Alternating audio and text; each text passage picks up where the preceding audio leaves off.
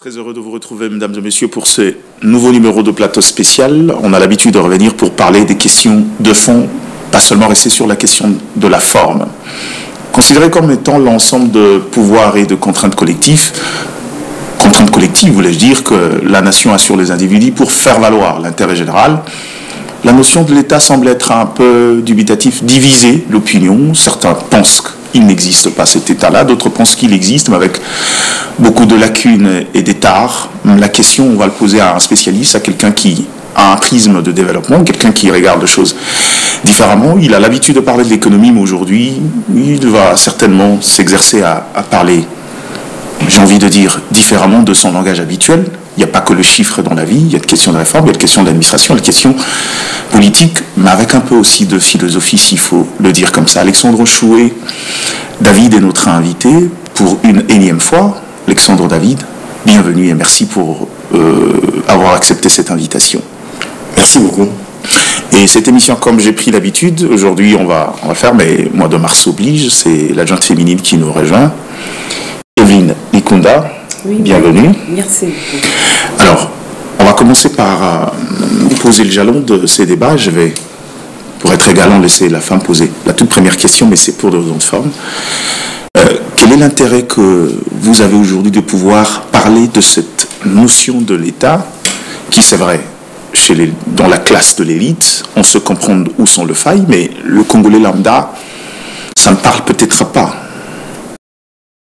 Merci beaucoup d'abord pour cette invitation qui tombe à point nommé parce qu'effectivement nous sommes appelés à réfléchir profondément sur les différentes modalités à mettre en place pour aider notre pays à reprendre le plus belle. Et c'est vrai que je suis économiste de formation, mais j'ai travaillé pour l'État et ayant travaillé dans les entreprises publiques, ayant travaillé pour des ministères, mais également pour la primature de ce pays, j'estime que ce passage à ces différents niveaux du pouvoir d'État m'ont permis de voir certaines difficultés qui font que l'État n'arrive pas ou ne puisse pas faire ce qu'il devrait faire normalement pour pouvoir jouer un rôle dans la relance de l'économie, dans la transformation de la vie sociale, dans la promotion de l'épanouissement humain des Congolais. Ce qui fait qu'il serait important pour nous de comprendre le pourquoi d'une action forte dans le secteur de la reconstruction ou de la refondation de l'État pour engager le pays sur une nouvelle voie, à savoir la voie du progrès soutenu et entretenu par les Congolais eux-mêmes. Donc c'est important que l'on puisse aborder cette question. Et pourquoi est-il important de parler de l'État? C'est justement parce qu'il appartient à l'État d'organiser la vie en collectivité. Là où vivent les hommes, il y a des problèmes.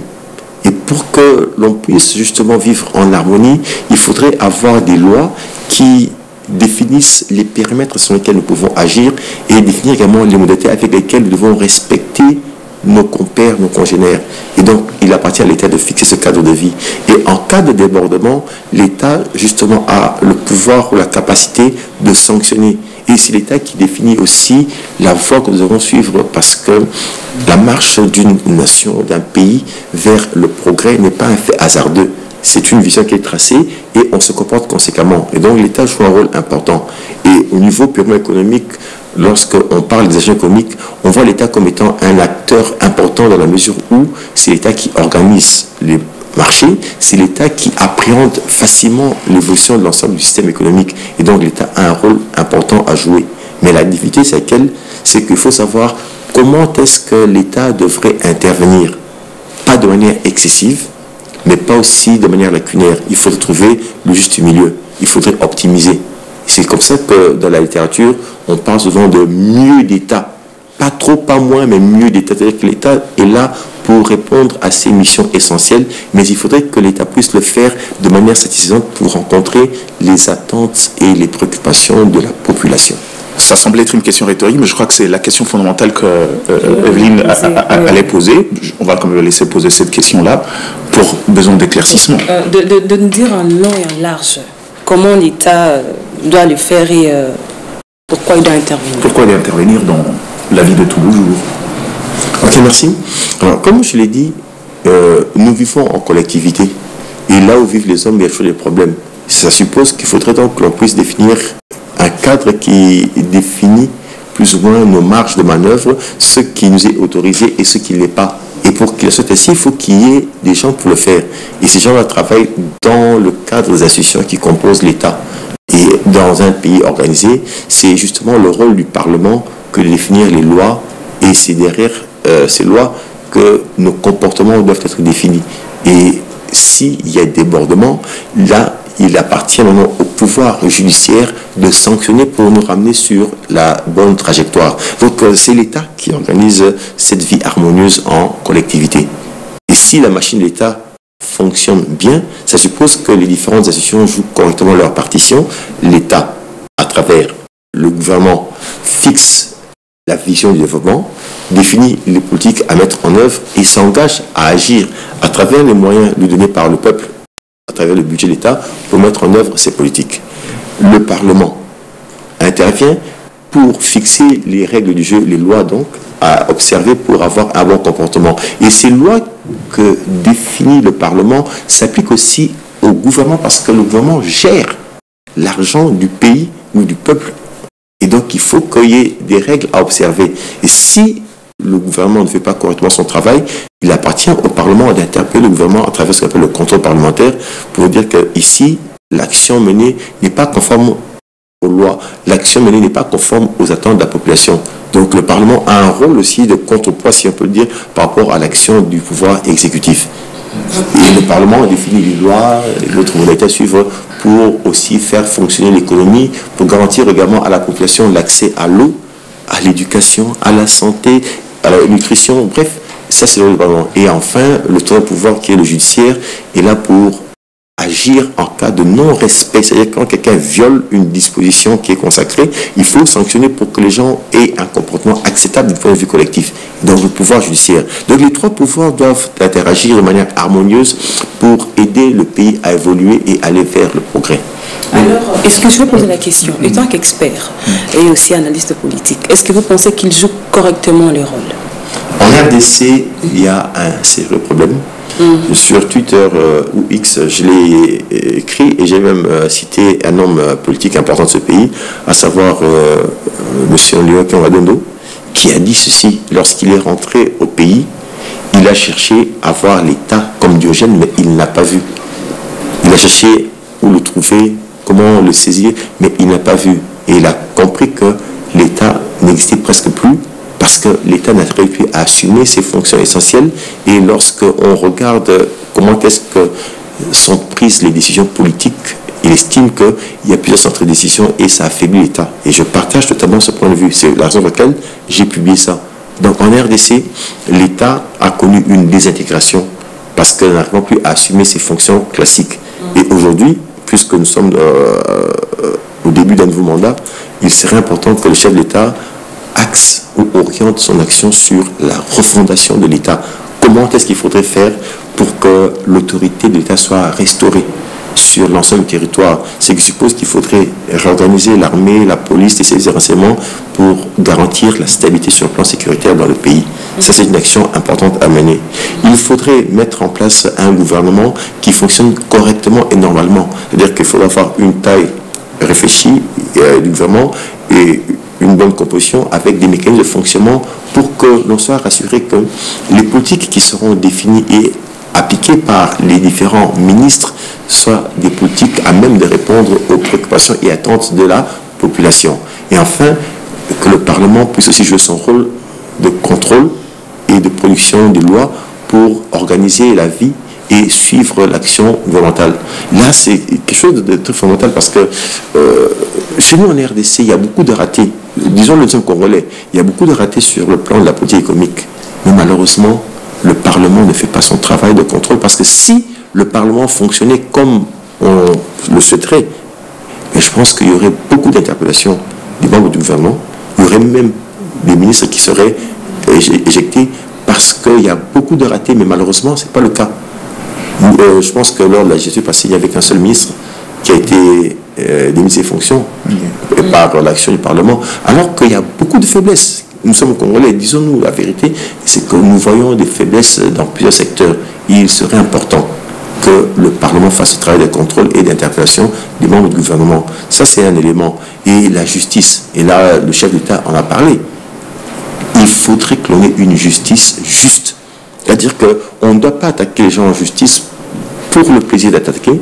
On ne devrait pas regarder la tête de la personne, mais plutôt agir en fonction des faits qui soient établis avec des preuves à l'appui pour que l'on soit vraiment juste. Mais si aujourd'hui on doit interpeller M. Mike pour des choses qui ne sont pas avérées et des fois qui n'ont aucun soubassement, c'est quand même vil. Et là, vous détruisez le pouvoir ou le prestige qui entoure la justice. Or, la justice, c'est quelque chose de fondamental. Et comme vous savez, la justice élève une nation. Mais quand la justice ne fonctionne pas, ça dérange. Et là, c'est parce qu'on est dans une émission, on ne sait pas tout dire. Mais il y a beaucoup de choses que l'on peut dire autour de la justice et ces faiblesses sont si nature à bloquer l'économie. Alors, dites-moi, en parlant de faiblesses, M. David, pourrez-vous nous citer quelques-uns de la RDC? Oui, mais allons-y. Oui. J'ai parlé d'abord de l'efficacité du gouvernement. Ok. Alors, lorsque dans un gouvernement, il y a des contradictions entre ministres, lorsque les membres du gouvernement n'arrivent pas à travailler à l'unisson ou à partager un même langage sur un dossier, ça nous conduit à des contradictions qui pèsent sur la machine de l'État et l'action publique. Ça, c'est un élément. Je retire cet élément-là. Je vais du côté de la gestion des finances publiques. Alors, là aussi, il y a lieu de faire remarquer que certains ministres bloquent l'action de leurs collègues par le fait de ne pas mettre à leur disposition les ressources requises pour mener leur politique sectorielle. Donc là encore, un ministre de budget et de finances peut être aussi nocif pour d'autres ministères dans la mesure où il bloque les ressources qui sont allouées selon le budget, bien sûr, à l'action du ministère. Donc, toutes ces contradictions sont déjà des éléments à nature négative ou néfaste pour la marche du pays. Et c'est une chose qu'il faut corriger. Raison pour laquelle, dans ma réponse tout à l'heure, je vous ai dit qu'il serait important aujourd'hui en RDC que l'on puisse voir comment mieux faire fonctionner l'État. C'est-à-dire comment organiser le gouvernement de manière à ce que chaque ministre sache ce qu'il doit faire, comment est-ce qu'ils doivent interagir dans l'harmonie, parce qu'ils doivent contribuer à l'atteinte des objectifs communs. Mais s'il n'y a pas unité dans l'action et qu'il y a disparité de point de vue, ça devient un élément qui tire vers le bas et les résultats ne sont pas rendus. On va quitter le domaine des intentions, on va voir le plus grand talent d'Achille quand vous parlez de la notion de l'État. C'est vrai que beaucoup diraient refondation. Est-ce que peut-on refonder quelque chose qui n'a pas existé au regard des éléments historiques? On a l'impression qu'on est dans ça depuis beaucoup trop longtemps. Mais ce principe de Montesquieu voulait établir un équilibre pour finalement que la notion de l'intérêt général soit bien définie et soit bien exécutée. Mais on a comme, que direz-vous, d'aucuns pensent qu'aujourd'hui le Congo a atteint le pic parce qu'on a personnifié le concept État. S'il y a un élément qui devrait être l'élément pour l'équilibre, pour rappeler aux hommes la condition que les institutions sont plus fortes, plus importantes que les hommes, et que les hommes prennent le devant, qui se retrouvent enlissés dans cet engrenage-là, comment en sortir? Parce que tout ce que vous venez d'évoquer ici tient du fait que la politique, à la manière congolaise, ne sait pas respecter ce principe, cette trilogie de l'État telle que définie par Montesquieu. Comment faire pour s'en sortir? Bon, je pense que les institutions n'existent pas par elles-mêmes. Elles existent à travers les personnes qui les animent. On peut avoir un même gouvernement congolais, mais si la personne du Premier ministre est différente de ce qu'on a connu hier, on peut peut-être espérer avoir de meilleurs résultats. Donc on peut dire que la vie d'une institution dépend de ceux qui animent l'institution. Il est difficile d'établir une frontière entre les deux. Même des fois qu'on parle du concept intérêt collectif et intérêt individuel, la frontière est assez étanche à mesure où il arrive qu'il y ait une confusion entre les deux. Il arrive aussi qu'il y ait... Oui. Capitaliste ou... Oui, ça dépend, parce qu'un capitaliste qui investit, qui crée une entreprise, qui emploie 10 000 personnes, répond à l'intérêt collectif. Disons-le. Donc la frontière vraiment n'est pas très claire entre les deux. Mais bref, l'important c'est quoi? C'est qu'il faudrait que les gens qui créent les institutions, qui les animent, soient d'abord eux-mêmes animés de bonne volonté et épris d'un sentiment, celui de vouloir faire avancer le pays pour que le progrès soit bel et bien au rendez-vous. C'est ça ce qu'il faut. Et en RDC, c'est justement ça. Mais si on a ce problème en RDC, c'est à cause de l'homme congolais, parce qu'il a développé un comportement belliqueux, un comportement de flatterie, un comportement dégradant.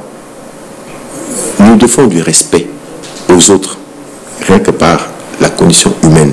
Et nous encore, nous devons du respect à ceux qui nous dirigent. Mais il n'est pas dit que parce que quelqu'un est aujourd'hui ministre, qu'il a le monopole du savoir. Non, bien au contraire.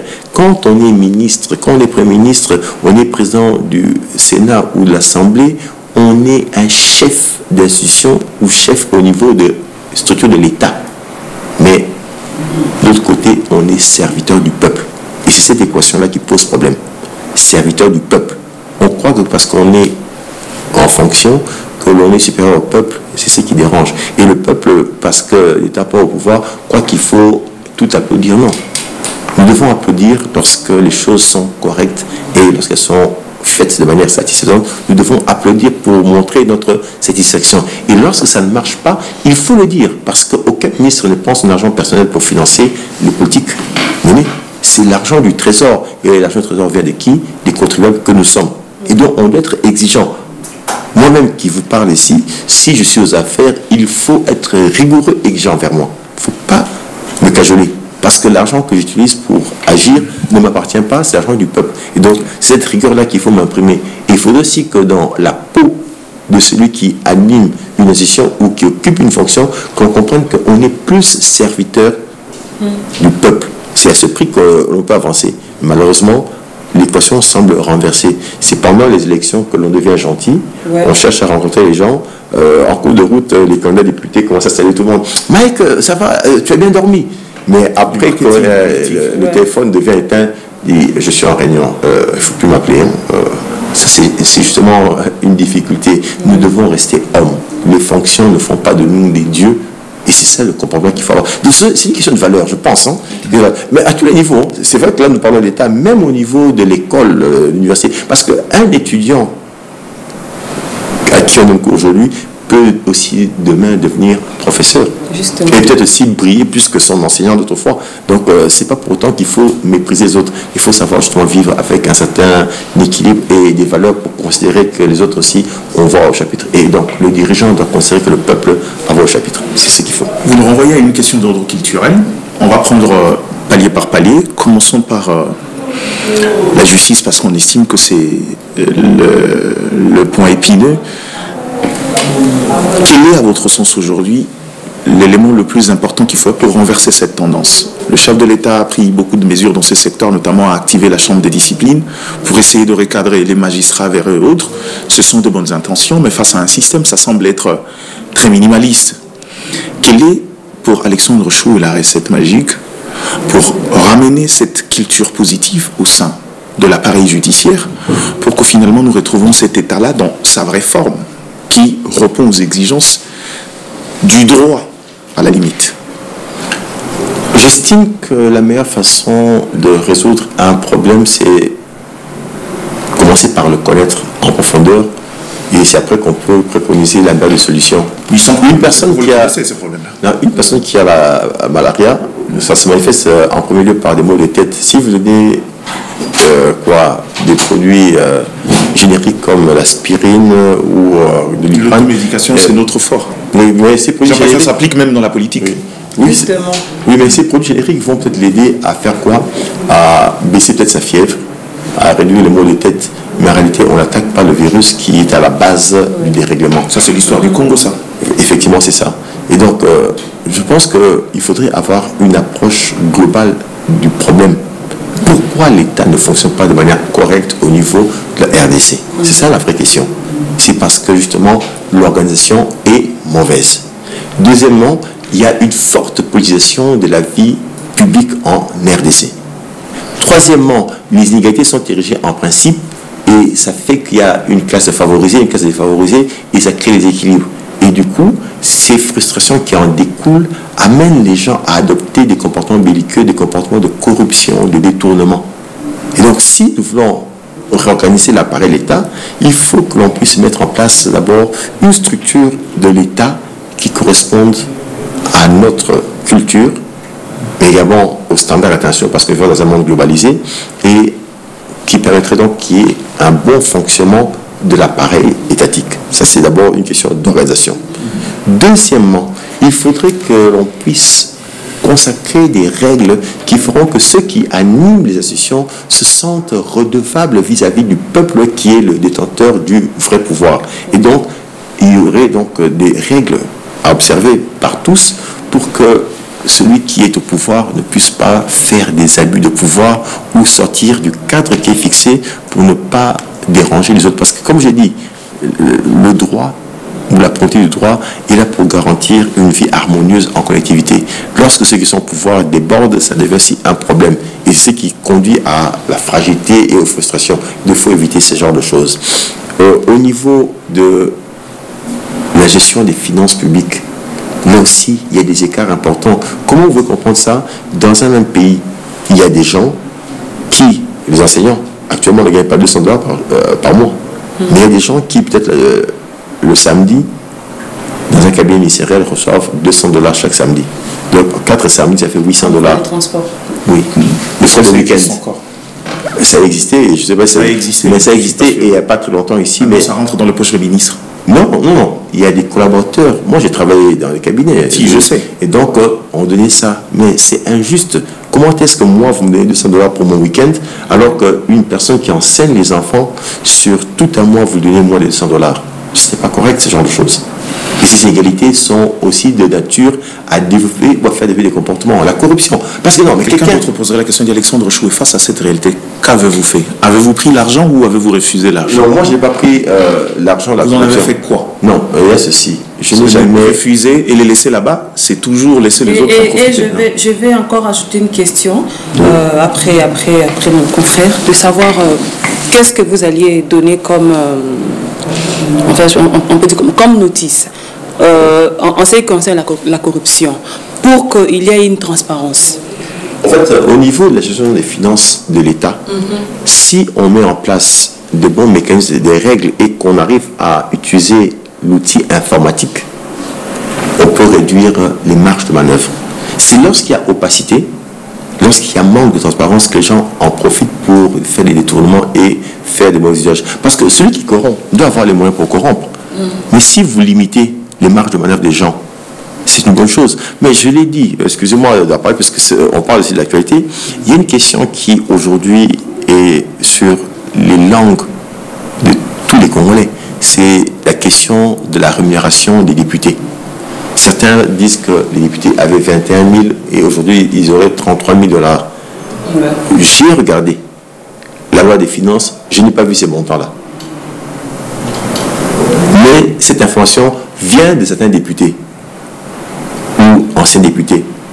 Serait-il fou pour le dire? Je ne pense pas. Si ils l'ont dit, c'est qu'il y a quelque chose. Mais c'est quoi le problème? Tabou pour la plupart de ces gens-là. Mais en fait, c'est quoi? C'est qu'effectivement, dans le budget de l'État, il n'est pas dit qu'un député gagne 21 000 ou gagne 21 000 et il y a un salaire de base et puis il y a un salaire de base. Mais le point, c'est que maintenant, il y a un désordre. C'est qu'on a créé, il y a quelques années passées ici, des fonds spéciaux, des fonds de recherche qu'on a gonflés et qu'on a laissés entre les mains des bureaux. Et c'est avec ce budget consacré aux fonds spéciaux que l'on arrive à ajouter des primes à la tête du député selon qu'il y a un rapprochement ou non avec le bureau. C'est ça la difficulté. Alors si on veut corriger ce genre de choses, justement, il faudrait commencer par réduire sensiblement les fonds de recherche, définir dans les textes ce que les fonds de recherche sont censés financer et même consacrer des règles minimales d'utilisation de ces ressources. Et à la fin de l'année, on demande... Comment réduire? Mais c'est au niveau de l'élaboration du budget de l'État, on réduit. C'est tout. Mais en fait, madame, vous savez... C'est possible. Cette question est fondée dans la mesure où ce Parlement est ce qu'on d'aucuns appellent l'autorité budgétaire. On sait que tous les circuits, les questions de répartition, la ventilation, la rémunération passe forcément par ces parlements.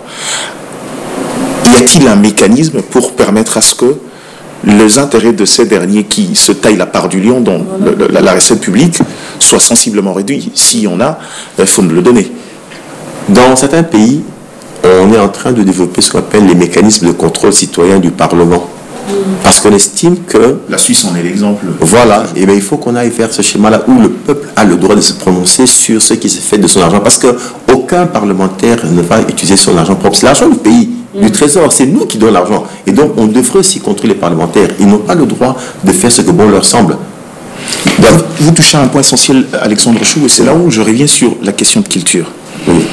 Dans le schéma en RDC, l'administration qui est censée être les gestionnaires au quotidien, loin de politique, est presque marginalisée pour cette cause-là. Quand vous parlez de ramener le contrôle citoyen, mais la qualité d'un contrôle citoyen dépend de la qualité d'information que cette opinion, cette population a. Est-ce que vous avez l'impression aujourd'hui que le Congolais a une certaine maîtrise sur la marche de la République pour en arriver là? On n'a pas une maîtrise parfaite, mais je pense qu'il y a des gens qui, parmi nous, réfléchissent et qui arrivent à dire ce qui est. Qui ne sont pas influents. Oui, mais le message passe, dans la mesure où ça passe à la télévision. Le problème, c'est aussi l'attention qu'on accorde aux choses importantes. Malheureusement, il y a certains de nos frères et certaines de nos sœurs qui ne prennent pas le soin de suivre avec intérêt ce qui se passe dans le pays. On est plus dans l'amusement, théâtre, musique, danse. Est-ce que ce n'est pas un peu voulu? Non, mais en fait, il faut... Pour maintenir un système. Non, il faut savoir ce que l'on veut de la vie. Nous sommes tous Congolais. Moi, j'ai compris que ma réussite à moi dépend de mon travail. Et par conséquent, je ne dors pas comme tout le monde. Parce que si je devais comme tout le monde, je serais comme tout le monde. Or, si je veux être différent, il faut que je me sacrifie. Et c'est ça le prix. Je travaille tous les jours de la nuit, je lis. Tous les jours. Il n'y a aucun jour, à moins que la maladie puisse me terrasser totalement. Mais sinon, quand je suis fort physiquement, je ne dors pas. Parce que justement, j'ai compris. Alors, il faudrait que les gens comprennent que la réussite n'est pas le fait de la légèreté ou de la complaisance. Rien de ce qui est grand n'est facile. Rien de ce qui est important n'est gratuit. Il y a toujours un prix à payer. Mais pour cela, il faut développer un comportement conséquent et responsable. Et c'est ce qui manque. Mais il y a des leaders d'opinion. Il y a aussi des églises. Pourquoi est-ce qu'on ne jouerait pas ce rôle d'information et d'éducation? On doit apprendre à l'homme congolais que c'est lui le moteur du développement du pays. Et s'il comprend ça, c'est là qu'il va se prendre en charge. Et se prendre en charge, c'est quoi? C'est qu'il sera plus exigeant envers ceux qui dirigent pour dire « Monsieur le ministre, Monsieur le Premier ministre, l'argent que vous utilisez, c'est votre argent. Mais quand vous dépensez ça pour des choses qui ne sont pas satisfaisantes par rapport à nos attentes, nous ne sommes pas d'accord avec vous. » Et on réclame.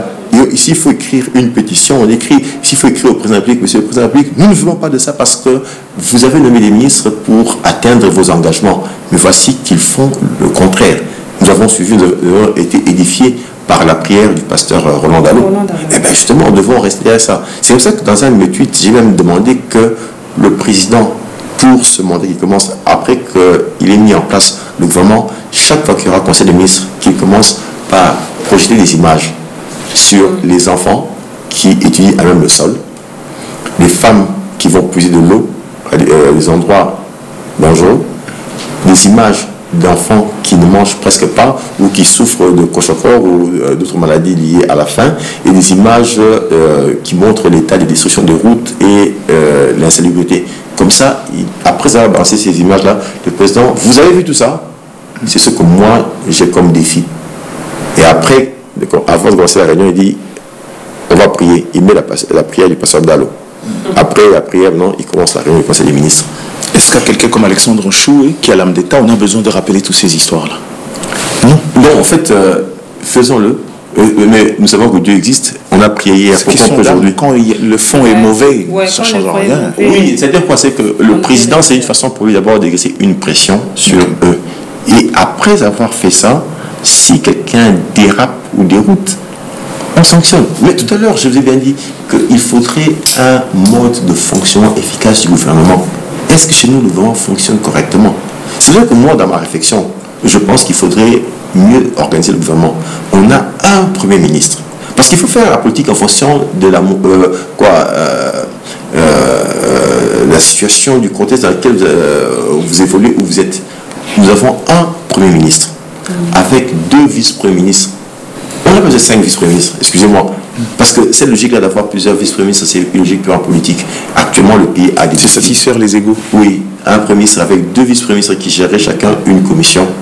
L'une qui se charge des questions économiques, financières, sociales et infrastructures, l'autre des questions politiques, gouvernance, institutionnelle, juridique, sécurité, tout ça. Et pas de ministre d'État. Et juste des ministres. Et même pas des ministres auprès, parce qu'il y a déjà des directeurs de cabinet. Comme ça, ces ministres sont en nombre réduit et on leur assigne des tâches avec des cahiers de charges bien précis. Ce qui fait que chaque mois, le Premier ministre assigne au ministre sectoriel des tâches à travers de lettres de mission et à la fin de chaque mois, on évalue. Et chaque 3 mois, le Premier ministre, avec un des vice-premiers ministres, évalue une des commissions et après, le Premier ministre avec la deuxième commission. Et s'il y a des contre-performances, on le dit, de telle sorte que l'on puisse corriger directement.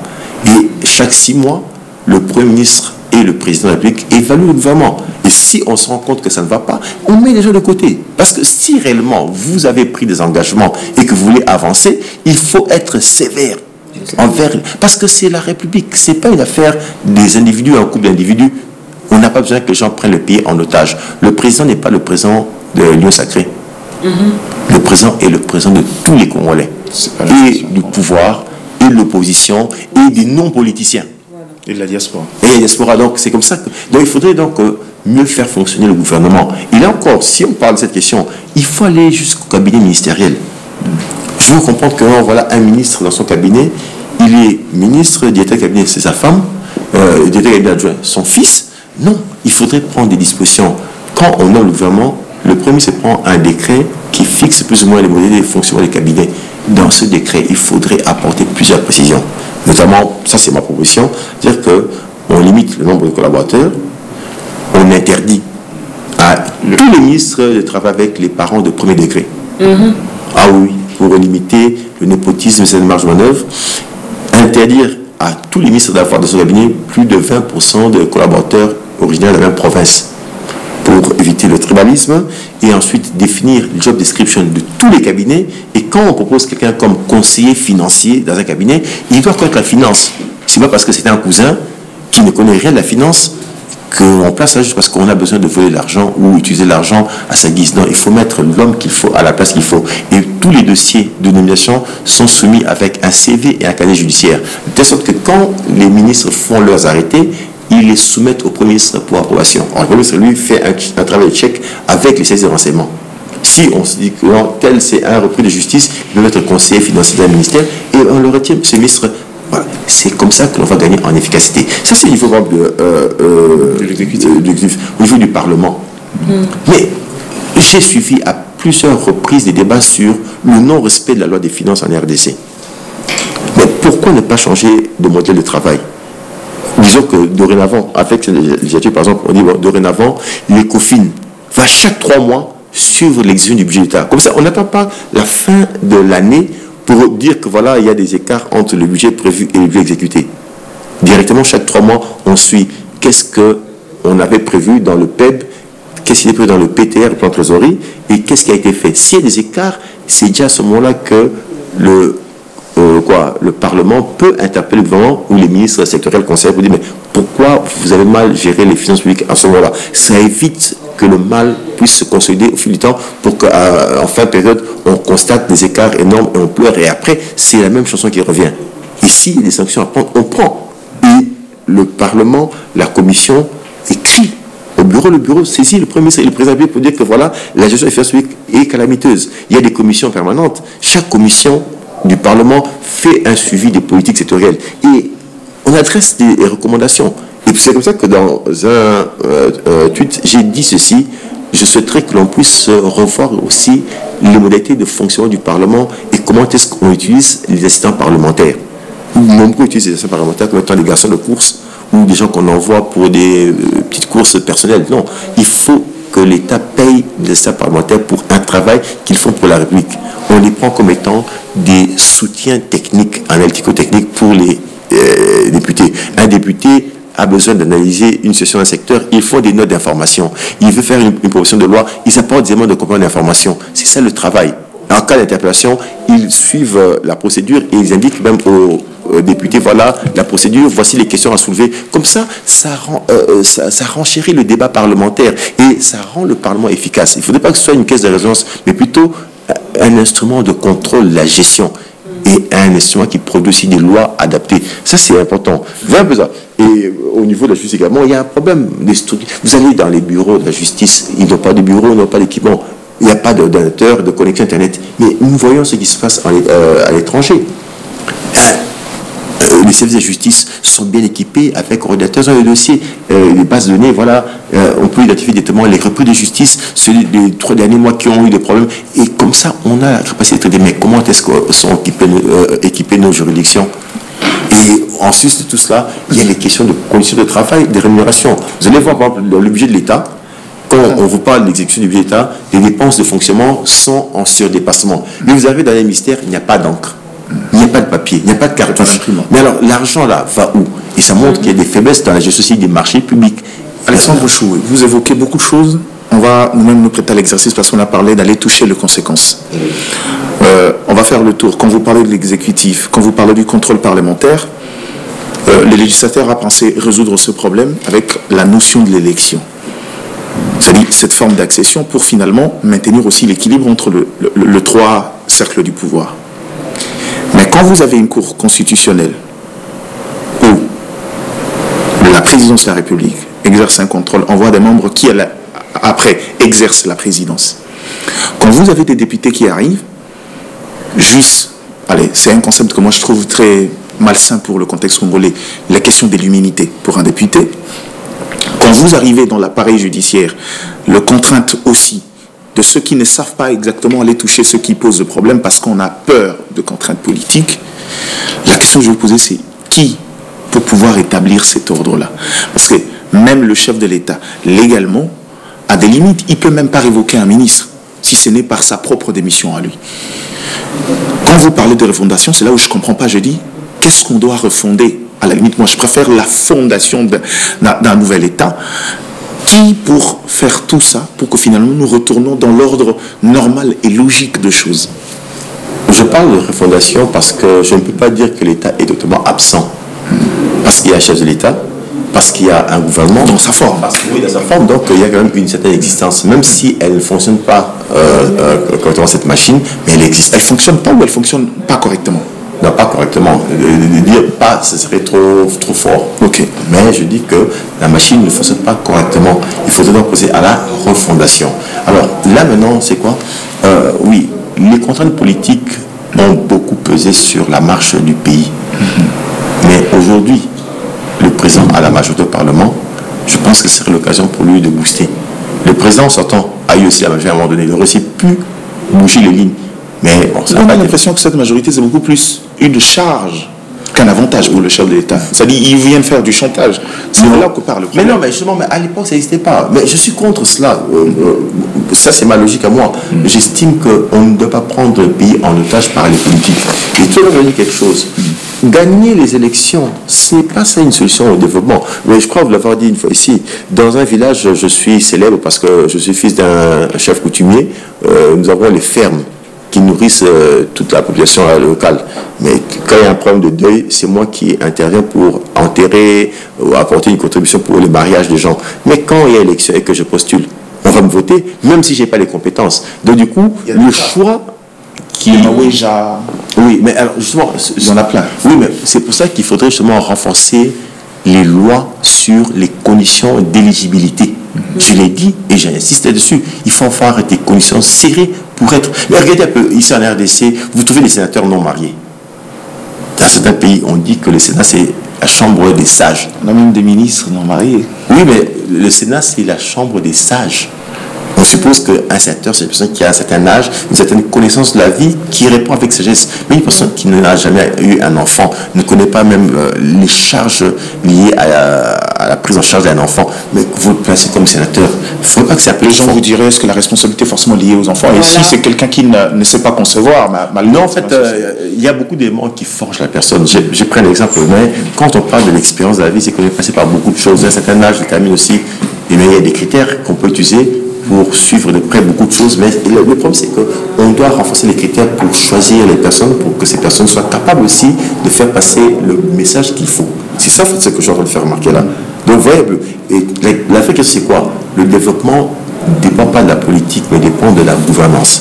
Et si on laisse la politique prendre le pays en otage, comme c'est le cas depuis quelques années ici, eh bien, on ne va pas s'en sortir. Ça a commencé il y a plus de 10 ans. Vous pensez qu'à l'époque du président Mobutu, on pouvait faire certains chantages qu'on a fait autrefois ici par rapport au poste ministériel. Et certaines personnes qui sont encore là étaient avec Mobutu. Ils pouvaient aller lui dire ça. Que non, si c'est pas ça, attention. Il faut que l'on laisse le président faire aussi où il est son pouvoir, son autorité. Il ne faudrait pas que l'on puisse utiliser des manigances politiques pour chercher à affaiblir le président. Parce que quand il y aura de mauvais résultats, ce sont ces mêmes personnes qui vont changer de discours. On a vu la campagne ici, moi j'observe, beaucoup étaient là pendant les 5 ans, au président, mais pendant la campagne, certains se sont tués, certains ont disparu, certains n'ont pas aidé le chef d'État pendant la campagne.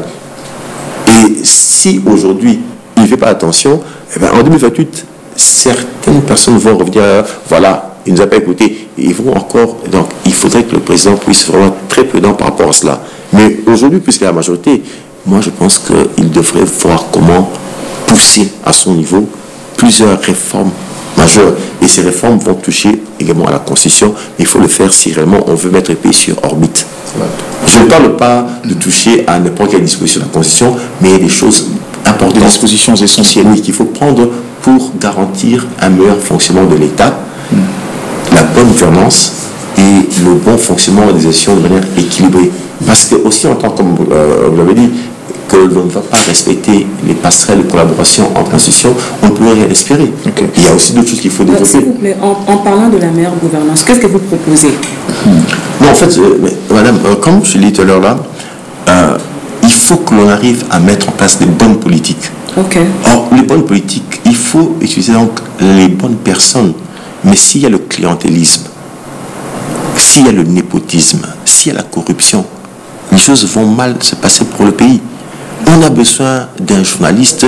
Je prends mon frère qui ne connaît rien du journalisme, qui ne parle même pas le français, et je le place, et je laisse de côté quelqu'un comme Mike Diana Gardi, qui a toute une formation, qui a une expérience avérée en matière. Ça, c'est un comportement irresponsable et criminel pour le pays. Et justement, il faudrait mettre en place des mécanismes de surveillance de tous les acteurs pour que l'on soit sérieux. C'est pour ça que j'ai dit que le Premier ministre doit avoir des mécanismes pour suivre les autres. Mais il faut qu'on leur renforce la redevabilité. Moi, je pense que tous les services de l'État devraient faire des rapports régulièrement. Et des rapports de performance. Et on doit évaluer à tous les niveaux. Le ministre doit évaluer tous les services qui sont autour de lui. Et ça doit être institutionnalisé comme ça.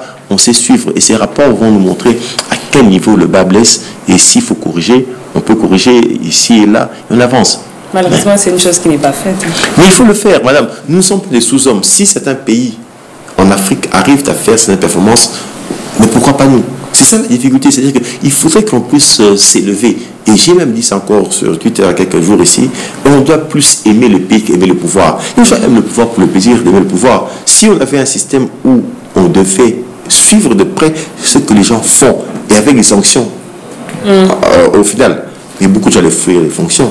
Oh non, monsieur Mike, on vous peut être ministre. Non, pardon, laissez-moi en paix, je préfère vivre ma vie. Parce que justement, il y a sanction. Mais quand il n'y a pas de sanction, les gens entrent, ils volent, ils prennent ce qu'ils veulent. Et bien, voilà, parce qu'à l'époque de la CNS, on a entendu tous la commission d'Ivé Malaki. Il y avait des anciens ministres à qui on dit vous avez vendu l'ambassade de la RDC ici, vous avez tué tel. Ils étaient en train de rigoler. Pour eux, c'était pas une interpellation. Mais il faut changer justement. Il faut que l'on comprenne que le pays, la nation, l'emporte sur tout. Moi, dans ma réflexion personnelle, je parle plus d'une nouvelle RDC, la NRDC. Pourquoi? En tant que chrétien, je prends si après ça parle de Dieu. On avait Abraham et après on a eu Abraham. Ce changement-là, c'est une intention de l'État. Donc, pour ma part, j'estime que l'on devrait changer et passer de la RDC à la NRDC, à la nouvelle RDC. Et ce changement d'appellation que je préconise est lié aux valeurs qu'incarne l'homme congolais. L'homme congolais a pendant 60 années d'indépendance vécu dans des tares qui l'ont tiré vers le bas et qui lui ont empêché de jouer sa partition comme principal acteur du développement. Et si nous voulons aujourd'hui bâtir un pays meilleur, Il faut donc avoir une nouvelle approche de travail. Raison pour laquelle je parle d'une nouvelle RDC, une RDC où l'homme congolais va comprendre réellement qui il est et quel est le rôle qu'il doit jouer pour faire avancer le développement du pays. Et ça demande que l'on puisse s'ajuster à tous les niveaux, au niveau des dirigeants tout comme des dirigés. Par exemple, au niveau des dirigeants, il y a certains comportements qui sont développés au fil des années ici qui ne sont pas de nature à promouvoir le progrès et le développement. Si vous avez souvenance, pendant l'émission, j'ai fait remarquer qu'il faudrait avoir une certaine discipline dans la gestion des finances publiques. Il faudrait tenir compte du contexte dans lequel nous évoluons pour prendre les bonnes décisions. Mais dans un pays comme la RDC, où nous sommes touchés par un conflit récurrent à l'Est, qui demande beaucoup d'interventions sur le plan militaire, sécuritaire, serait-il aujourd'hui réfléchi que l'on n'ait pas de la discipline au niveau des dépenses? Non, je pense qu'on va faire un effort pour mieux dépenser l'argent de l'État. Et pour cela, il y a des comportements, des ajustements à faire. Un point de vue que j'ai partagé. Mais à l'époque du président Mobutu, nous étions là. Un ministre se promenait dans une voiture avec un chauffeur et un garde du corps. Mon professeur de politique économique à l'époque, le professeur Florentin Mokonda Bonza, chef du bureau du président Mobutu. À l'époque, un chauffeur, garde du corps était derrière. Mais aujourd'hui, nous avons des cortèges. Est-ce que nous réalisons ce que ça suppose comme coût pour le pays? Nous devons réduire. Un ministre avec un chauffeur de voiture, c'est suffisant. Le premier ministre avec une seule voiture d'escorte, le président du Sénat, le président de la Chambre basse, mêmement, un gouverneur, mêmement. Avec ce genre de choses, on arrive à faire des économies et à mieux utiliser l'argent de l'État. Donc ça, c'est une chose qu'il faut faire. C'est minimal, mais c'est important. Parce que si nous calculons ce que ça suppose comme... Et dans la communication, ça socialise les institutions. Ça évite de créer une rupture. Effectivement, et c'est très important ce genre de choses pour montrer ou faire passer un message de l'idée de la transformation ou du changement que l'on veut pour ce pays. Donc il faut vraiment que l'on refasse beaucoup de choses. Au niveau des acteurs qui gèrent les entreprises publiques, il y a aussi besoin de faire des réformes. Les DG d'entreprises qui gagnent des 30, 40 000 $, 50 000, 60 000 $. J'ai vu même sur un tweet où on se peignait. Mais à ce niveau-là, permettez-moi de vous poser une question, puisqu'on en parle déjà.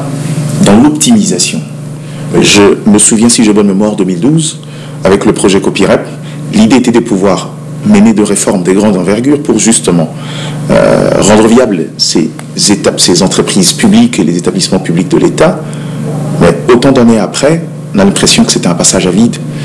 Qu'est-ce qu'il faut faire de plus à ces niveaux-là? Bon, la réforme a été mal pensée parce qu'on n'a pas touché le vrai problème. Le premier des problèmes, c'est la politisation des entreprises publiques. Une entreprise reste une entreprise. Elle doit fonctionner selon les règles de bonne gestion. Mais lorsque vous nommez d'abord les mandataires en fonction des quotas des partis politiques, c'est quand même grave. Une personne peut ne pas avoir des connaissances en matière de gestion, mais parce qu'étant membre d'un parti, on le place à la tête, ça dérange. Vous mettez-moi ADEF d'une entreprise alors que je n'ai pas fait l'économie et les finances. Quand on parle du bilan, pour moi, c'est de la sorcellerie. Quand on parle du grand livre, c'est de la magie. Mais du coup, comment est-ce que vous pouvez espérer obtenir de moi de bons résultats? Donc, la première chose, c'est d'abord de dépolitiser. Deuxièmement, les réformes doivent être profondes. Les réformes ne doivent pas s'arrêter sur la forme juridique. Non, voilà, telle était entreprise publique, devient établissement, tel devient commercial. Non, ce n'est pas ça. Ce changement est important, mais il faut qu'il y ait des changements au niveau de la gouvernance. Il y a des entreprises, quand vous regardez leur charte collective, mais il y a des avantages qu'on donne au personnel qui vont au-delà des questions d'exploitation. Il y a besoin de faire des réformes. Et c'est très important. Aujourd'hui, quand on parle du climat des affaires qui n'est pas bon en RDC, c'est justement parce que certaines entreprises qui veulent investir ont du mal à avoir accès à l'énergie. Alors, si on veut régler la question, il faut absolument faire des réformes majeures et urgemment au niveau de la SNEL et la RGESO. On n'a pas d'argent pour développer le réseau de distribution, mais les DG, les directeurs ont des montants importants. C'est quand même anormal. Il faudrait, quand vous parlez d'optimiser, ça suppose quoi? Il faudrait revoir la baisse des avantages, donner des salaires qui sont acceptables, mais qui ne sont pas exorbitants, et dégager suffisamment de ressources pour financer les nouveaux investissements. Et s'il y a un déficit, que l'État développe aussi un programme de financement pour accompagner cette transformation. Parce qu'il y a plusieurs coûts en bel-être qui découlent de la mauvaise desserte en eau et en électricité. Vous allez voir des fois le matin comme ça jusqu'à 10h, 11h, des personnes qui ne sont pas lavées. Oui, c'est la saleté, mais ça s'appelle la maladie. Il y a des problèmes d'hygiène. Mais comment les gens vont se laver s'il n'y a pas d'eau? Vous allez voir des femmes sortir des fois à 4h du matin pour aller puiser de l'eau, mais c'est de l'insécurité. Mais pourquoi on ne comprend pas ces défis? Il y a des enfants qui meurent de maladies hydriques dans ce pays qui contient 52% des sources d'eau douce d'Afrique. Mais ce sont des grands paradoxes. Il faut qu'on fasse une transition profonde et sérieuse de la RIGESO. Et même pour la SNEL, nous, on ne peut pas avoir des problèmes d'énergie électrique dans ce pays. On ne peut pas avoir ça. Ce sont des grands paradoxes. Il faut attaquer. Donc, si vraiment on veut changer les choses, il faut frapper fort là-bas. Et mettre des gens capables de gérer. Il faut arrêter le clientélisme politique autour de ces choses-là. Vraiment, ça, c'est mon législation. Je demanderai au président, même s'il sera critiqué par certains politiques, mais qu'il le fasse pour l'intérêt du peuple. Parce qu'il est le président des Congolais. Il n'est pas le président des politiciens. Qu'il le fasse parce que c'est son image. Et comme je l'ai dit et je le redis encore aujourd'hui, il porte un nom. Vouloir ou pas, nous avons grandi dans ce pays. Peut-être que certains jeunes aujourd'hui ne connaissent pas l'histoire, mais Étienne Tshisekedi a été un grand acteur politique de ce pays. Il s'est battu pour la démocratie. Il n'a pas eu la chance d'être président de la République, c'est lui qui décide des choses, mais c'est son fils qui est président de la République. Et bien, son fils a quelque chose à donner au nom de son père. Et c'est pour ça que je lui demanderai qu'il puisse vraiment frapper fort. Quelqu'un m'a posé une question, il m'a dit, qu'est-ce qui se passait lorsque Tshisekedi devint Premier ministre à l'époque? On voit les gens s'ajuster. Mais c'est parce qu'on savait qu'Étienne Tshisekedi, c'était pas la blague.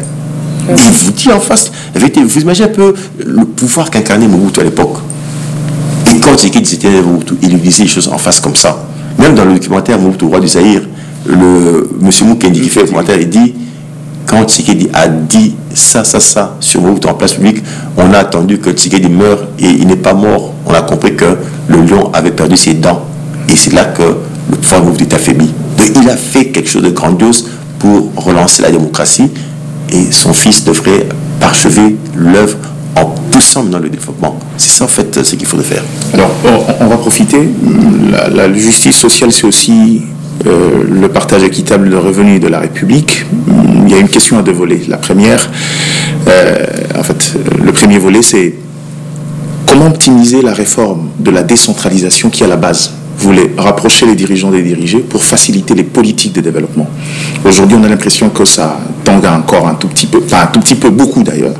Comment optimiser cette réforme-là? Mais deuxièmement, puisque de tout ce qu'on a évoqué ici, on s'est rendu compte que finalement, il faut forcément l'implication de Congolais pour amener les politiques à l'état initial qui aujourd'hui se prennent pour des dieux et qui ont presque pris l'État en étau. Qu'est-ce que vous pensez de ceux qui estiment qu'aujourd'hui, les quotas des politiques dans les autres cercles du pouvoir, comme au niveau de la justice avec la représentation, le quota Parlement et Présidence de la République dans la Cour constitutionnelle, devraient changer et qu'aujourd'hui certains magistrats devraient aussi passer par des systèmes électoraux pour finalement le rapprocher et impliquer la population. Pourquoi pas aussi les élections anticipées au niveau du Parlement, que ce ne soit pas 5 ans, mais au fil d'un temps pour que finalement on se rende compte de l'efficacité et puis décider de l'enlever. On a parlé de la Suisse. Renforcer le système référendaire ou donner plus de pouvoir à la population qui peut annuler une proposition de loi à un décret qui semble ne pas aller à l'encontre, qui semble aller à l'encontre de ses intérêts. Oui, merci. Alors, la première partie de votre question est très pertinente parce que je l'ai dit et je continue à le dire lorsque j'ai l'occasion de m'exprimer, c'est qu'il y a un problème effectivement entre l'action du pouvoir central et du pouvoir au niveau provincial et au niveau des entités décentralisées. Il y a un problème. C'est que c'est le même État, le même pays, mais on ne sent pas qu'il y a une sorte de coordination autour de l'action. Et pour cela, il faudrait justement que l'on puisse opérer certains changements. C'est vrai qu'il existe un cadre dans lequel se retrouve le président de la République et le Premier ministre ainsi que les gouverneurs de province, mais je pense qu'on devrait aller au-delà de cette conférence des gouverneurs pour créer des nouveaux mécanismes pour rapprocher davantage. Moi, je suis de ceux qui pensent qu'à intervalles de temps réguliers, les ministres nationaux devraient rencontrer leurs homologues au niveau des provinces pour harmoniser les vues. Oui, effectivement. On peut dire peut-être chaque 6 mois, on organise peut-être, par exemple, les ministres de l'information sont là-bas, les ministres des finances nationales et provinciales se retrouvent là-bas, au Bandundu, les ministres de mines, ainsi de suite, mais qui est un cadre de discussion pour harmoniser les vues. ça permettra de gagner en termes d'efficacité dans la conduite de l'action gouvernementale, parce que les provinces doivent relayer ce qui est décidé au niveau central. Mais s'il y a une déconnexion entre les deux, comment on peut espérer avoir ça? Au niveau de la planification du développement, on a le plan national stratégique de développement, et il y a aussi les plans provinciaux. Il faudrait également une certaine connexion entre les deux, et ce sont des choses qu'il faudrait faire pour harmoniser la manière de conduire l'action publique au niveau central et au niveau provincial. À côté de cela, il y a aussi certains aspects de la réforme qui n'ont pas encore été décidés. On parle d'une décentralisation, d'une déconcentration, mais comment est-ce qu'on partage les charges et comment est-ce qu'on distribue les moyens pour donner justement... Rester dans le découpage sans vraiment passer... Voilà, et justement il faut attaquer ce problème-là. Au temps qu'on ne règle pas cette question, on ne peut rien espérer dans ce rapprochement, parce qu'on peut donner aux gouverneurs de diriger les provinces, mais sans moyens, comment vont-ils répondre à certaines obligations? C'est la difficulté. On a parlé de la péréquation, mais est-ce qu'on a mis la péréquation en œuvre? Ça ne marche pas. Donc, il y a des choses qui sont prévues, mais qu'on ne fait pas. Il faudrait attaquer ça. Il faut que l'on ait un gouvernement capable de bouger les lignes à ce niveau. Ça, ce sont des problèmes importants. Vous avez soulevé la question des inégalités. C'est une question majeure. Oui, on a parlé, j'ai apporté des pressions sur les rémunérations des députés, mais ce qui est vrai, c'est qu'au niveau du secteur public, il y a des inégalités en termes de traitement. Or, si aujourd'hui, on remet de l'ordre dans la passation et la gestion des marchés et investissements publics, si on remet de l'ordre dans la gestion des finances publiques, on peut dégager des économies budgétaires qui, à la longue, permettront de relever progressivement les rémunérations des classes marginalisées, les policiers, les militaires, agents de services de renseignement, les fonctionnaires. On remonte de telle sorte que le plus bas salaire soit peut-être à 600, 700 $. C'est déjà un pas énorme. Et si, en sus de cela, on garantit la stabilité du taux de change et qu'on arrive à lutter contre l'inflation sur le marché, mais on va améliorer le niveau de vie de la population et cela aura un effet dopant sur l'économie, parce que lorsque la consommation, la demande augmente, cela booste l'économie et donc ce serait un élément bénéfique aussi pour la croissance et le développement du pays. Donc là encore, il y a un effort à fournir. Et pour ce qui est du dernier aspect de la question, à savoir le contrôle des institutions, l'amélioration des critères de désignation des acteurs au niveau des instances judiciaires, je partage ce point de vue. Effectivement, il faudrait réduire l'influence politique sur la désignation des acteurs ou des responsables au niveau des juridictions. Et il faudrait aussi donner à la population l'occasion de pouvoir intervenir pour pouvoir corriger cette chose, car c'est important que l'on puisse mettre l'intérêt du Congolais au centre de toute chose. Mais aujourd'hui, de plus en plus, on sent que c'est l'intérêt du politique qui l'emporte sur l'intérêt du Congolais lui-même. Ça dérange. Donc, il y a besoin de faire ce changement. Dernière question, Voilà. Je voulais quand même profiter pour le dire dans tout ça en quelques secondes. Est-ce que vous avez l'impression que le système de formation a une responsabilité dans le chaos qu'on vient de décrire tout à l'heure sur l'État congolais? Oui, la formation est à revoir et à repenser en RDC. Il y a beaucoup de ceux qui finissent leurs études, mais qui n'ont pas la capacité de pouvoir travailler directement dans une entreprise ou dans une administration, parce que la formation elle-même leur pose problème. Et quand on est mal formé et que l'on accuse plusieurs lacunes, on développe un complexe d'infériorité. Et ce complexe d'infériorité vous amène à accepter tout. Et ça vous rend faible et incapable même de dénoncer le mal. Parce que vous êtes vous-même teinté de plusieurs faiblesses. Et du coup, vous êtes à la traîne et vous ne savez plus. Donc c'est un élément qui affaiblit l'être. C'est vrai que dans les réformes qu'il faut faire, il faudrait aussi modifier fondamentalement notre système éducatif pour mieux former les gens et leur faire comprendre dès les premières années d'études que vous êtes l'avenir du pays et c'est vous qui allez changer le cours des choses.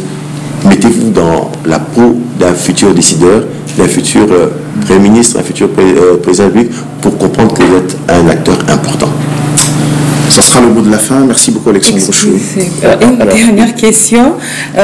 C'est quelque part conscientiser la jeunesse, à leur dire que non, voilà, quand vous étudiez, vous devez avoir cette idée-là, que non, c'est vous qui allez diriger.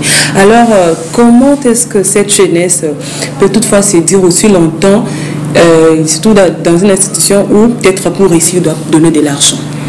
Effectivement, ça, ce sont des problèmes qui demandent d'être corrigés. Quelqu'un qui vient de finir ses études, vous lui demandez d'avoir 5 ans d'expérience professionnelle. C'est la chose qu'il faut revoir. Mais madame, nous avons justement un gouvernement. Et le gouvernement est là pour promouvoir le bien-être collectif. Et quel est le rôle du ministre de l'Emploi? Mais c'est à lui de proposer ces choses-là. Excusez-moi, mais vous savez, si on devait faire... Est-ce que c'est pas du 50-50? Pardon? On peut quitter l'université, accepter de faire des formations, de stages, ça fait partie de l'expérience. Oui, mais c'est pas toujours évident. Quitter l'université, vous voulez directement un grand salaire? Non, c'est pas un grand salaire, mais trouver un travail. Trouver un travail. Oui, c'est-à-dire qu'il faut assouplir certaines conditions, si réellement on veut. Parce qu'en fait, dans une politique, on regarde les défis de la nation et on cherche à y apporter des réponses idoines. C'est ça le problème. Donc, si on ne regarde pas de près ces problèmes-là, on tape à côté. Excusez-moi, peut-être on est à la fin, mais regardez, nous savons tous que la loi dispose que quand quelqu'un meurt, l'héritage est pour sa femme et ses enfants. Mais combien de cas de dépossession on connaît jusqu'aujourd'hui? Et il y a un ministre de la Justice. Pourquoi ce genre de choses, on ne les corrige pas? Or, ça a un coût sur le développement. Le capital s'accumule par mécanisme d'héritage. Mais quand on dépossède des héritiers, quelqu'un construit, on dépossède, on détruit, ainsi de suite. Ce sont des stop and go et on ne sait pas avoir des capitaux de grande dimension. Ce qui fait que notre économie est tenue par des capitaux extérieurs et c'est un élément de fragilité. Bon, bref, il faut que les ministres travaillent. Et travaillent alors pour montrer à la population que nous sommes vraiment à votre service et ce qu'on fait, c'est pour vous. C'est vraiment ça le vrai challenge. Et c'est à ce prix qu'on va applaudir pour le gouvernement de la République. Ça sera tout pour aujourd'hui. Merci Evelyne. Merci beaucoup Alexandre Chouet. C'est la fin de ce plateau spécial. J'espère que vous avez été satisfait de la livraison de ce jour. On dit merci également à la grande équipe Éduc TV qui a réalisé cette émission, particulièrement à Caleb qui est à la régie, Carmen et tous les autres. Mais aussi merci beaucoup au directeur Guichungu pour ce cadre nous offert pour tourner cette émission. On se retrouve très vite pour des questions de fond comme d'habitude, pour parler questions de développement. Je suis peut-être pas le genre de gens qui croient à l'égalité, moi je crois plutôt à la différence, mais je crois que c'est ça l'essentiel et le sens de la vie, la complémentarité et non la similitude. Alexandre Chouet, encore une fois merci. À vous qui nous suivez, on vous donne rendez-vous très prochainement, sinon au revoir et à très bientôt.